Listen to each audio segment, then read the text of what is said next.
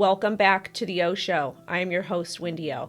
If you guys watched my live stream last night, we talked about Bitcoin dropping, and that played out almost to the T. So on today's show, we're going to spend a lot of time talking about what happened with Bitcoin, why it happened, and where price could go. I've also got a positive news story for you, and hopefully made you guys some money. And I want to go over 2 articles that were released under Wendy's white paper, which is my free newsletter talking about Bitcoin basics and altcoin fundamentals. Let's get into it.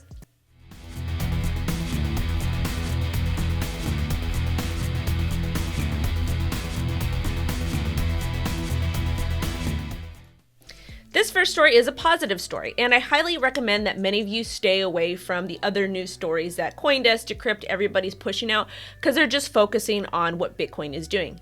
But if you're already on my show, we will talk about it here, and I will give a much less biased view of it, because I think we're going to be bouncing back just fine soon. Anyways, this particular story is important for folks that are bullish on Crypto.com. They are one of the apps that I do use in conjunction with Voyager, because I love Voyager. And the best thing about Voyager is you can actually just hold your cryptocurrency there. They will pay you rewards. Unlike Crypto.com, Crypto.com makes you lock it up and charges you a fee to go ahead and move it over to their earn feature. Either way, this is very bullish news for Crypto.com. They burned 70 billion CRO tokens ahead of full blockchain launch next month. The reason why they did this is they've changed a lot of their plans with their card. Either way, I'm happy about it. I went ahead and I pulled some profit out of this so my portfolio wasn't hit too terribly hard. I moved this profit over into actual fiat so I can go ahead and use to pay some bills and my monthly stuff. Anyways, let's talk about some of the statistics about the Crypto.com burn. So they're calling it the largest burn in history, and the crypto exchange will commence with the burning of 59.6 billion CRO today. They did. That is crazy. The remaining 10.4 billion will be burned monthly as tokens are unlocked from smart contracts. So what smart contracts do, they actually allow for different exchanges and different projects. Well, exchanges on some exchanges, it depends. But what it allows for scheduled burning and different things like that. That's why smart contracts are so cool. So the circulating supply of CRO will increase over 80% from its current 24% as part of Crypto.com's bid to fully decentralize its chain network. Sounds like a lot. So I'm happy that I did take profit because I don't like projects with big supplies. However, I will make an exception for Crypto.com because they actually have a very robust platform that does a lot of great stuff. And they have also announced that they're launching their mainnet on March 25th with CRO as the native currency, which that was probably obvious. Either way, you guys, let's go ahead and take a look at the CRO chart. So due to this news, a lot of people knew that it was coming. And so price started reacting earlier last week around February 18th, and we actually broke all-time high. Let's go ahead and take a look at the weekly chart. All-time high was here at 17 cents, and we actually smashed above it. We hit a swing high of about 27 cents. I woke up, I saw this, and I went ahead and took profit, and I went ahead and closed. I took out I want to say maybe a fourth of my position at about 23 cents. So I'm doing good. So I went ahead and was able to take out my initial plus some profit and just kind of vibe, and I'm going to let the rest ride, which it feels good. And I'm hopefully anticipating that this will go up in the future. However, let's kind of take a look at what is going on. So let's go ahead and zoom into the daily chart. So daily chart, we're still up. We're still looking good. However, I'm a little bit concerned with Bitcoin's price action because she looks absolutely terrible, and she did definitely have a bloody Monday. Taking a look at the 4-hour chart, it's showing a little bit of that we want to pop back up, that we created an area of support here at about 23 cents. However, I am kind of anticipating a little bit more of a correction just because taking a look at the hour, it doesn't look too terribly hot. So I would look for a correction here to about 20 cents to about 17 cents. If you're just watching this and you woke up in profit, take your profit. There's going to be a little bit of a drop. A lot of alts, especially a lot of the ones we talked about yesterday, they're experiencing heavy corrections due to what Bitcoin is doing. Either way, long term for Crypto.com, let's zoom out, take a look at the weekly. I'm going to go ahead and pull my fib so we can talk about price discovery because we are essentially in price discovery now. I'm pulling it from the top to the bottom. Again, I draw my fibs a little bit differently.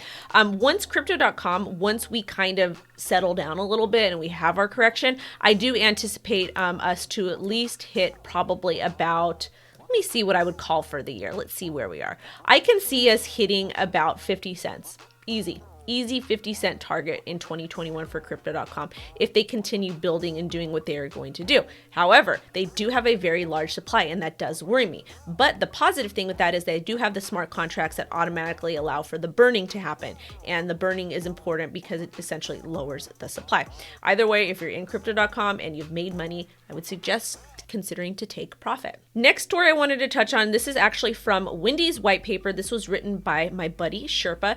And if you want to learn more about Matic, this is where you want to do it. And the most important takeaway from this article is actually how to set other networks on your MetaMask. If you didn't know, MetaMask, you can set other networks there. You just have to plug some information in, and it allows you to do so, which I think is really, really cool. And you can also do so with BSC, Binance Smart Chain.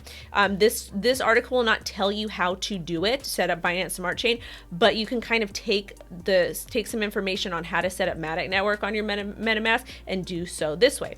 Also, another thing I wanted to talk to you guys about. Well, let's actually finish covering this. So the most important aspect from this article here is from Bridging the Gap Matic.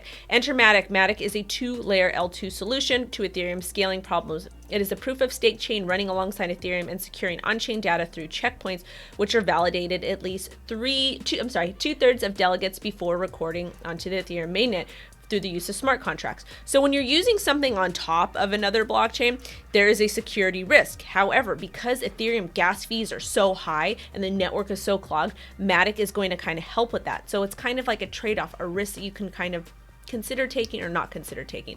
The next thing I wanted to talk to you guys about is disconnecting MetaMask from all of the different exchanges and different platforms that you have connected it to. Let me go ahead and show you how to do this, and I will tell you why it is so important.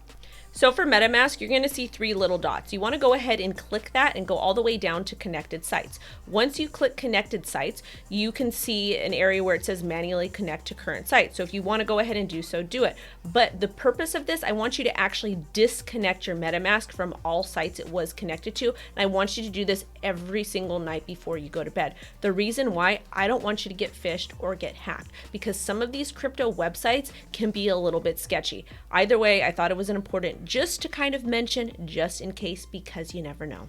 Because we talked about the Matic network, I just want to do the chart really quick, just in case anybody is in. Right now, we are seeing a lot of weakness. We hit that all-time high on the USD chart. Again, this is just the USD chart. The Bitcoin chart is going to look a little bit different, but I am anticipating for a drop to about 13 cents to the EMA 21, 10 cents, just in case. The only reason why I'm charting this and showing it to you is just so nobody freaks out, just because the market is so volatile and not looking good right now. Hope this helps.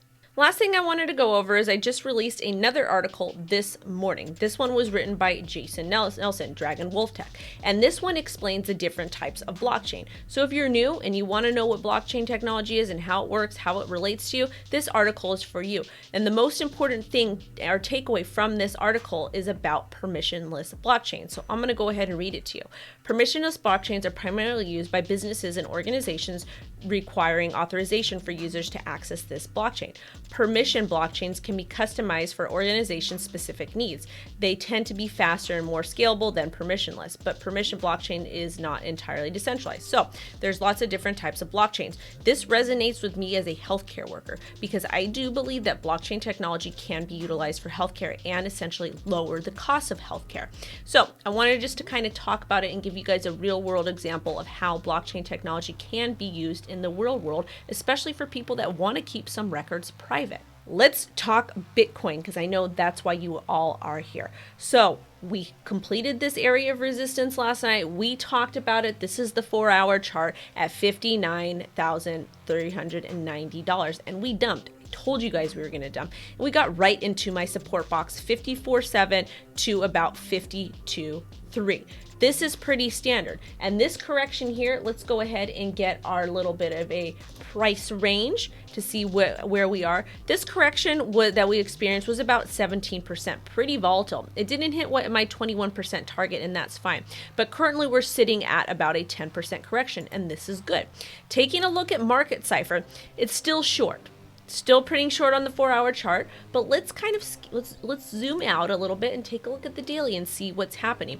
This wick was absolutely ugly, and it still does say short on Market Cipher. However, the fact that it was bought up so fast, it's kind of crazy to watch.